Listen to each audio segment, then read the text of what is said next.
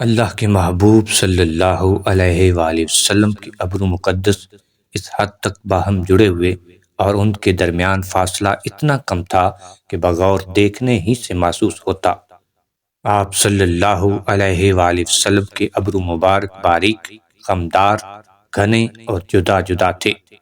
حضرت ہند بن ابی حالہ فرماتے ہیں کہ آپ صلی اللہ علیہ وآلہ وسلم کے ابرو مبارک خمدار، باریک اور گنجان تھے۔ دونوں ابرو مبارک جدا جدا تھے جو آپس میں ملتے نہیں تھے۔ ان کے درمیان ایک رگ تھی جو جلال کی حالت میں ابھر جاتی تھی۔ حضرت علی رضی اللہ تعالی عنہ فرماتے ہیں کہ اللہ کے محبوب صلی اللہ علیہ وآلہ وسلم کے ابرو مقدس باہم جڑے ہوئے تھے۔ امام حلبی دونوں روایات میں تطبیق بیان کرتے ہوئے فرماتے ہیں کہ آپ صلی اللہ علیہ وآلہ وسلم کے دونوں ابروؤں کے درمیان فاصلہ اتنا کم تھا کہ بغور دیکھنے سے ہی محسوس ہوتا تھا۔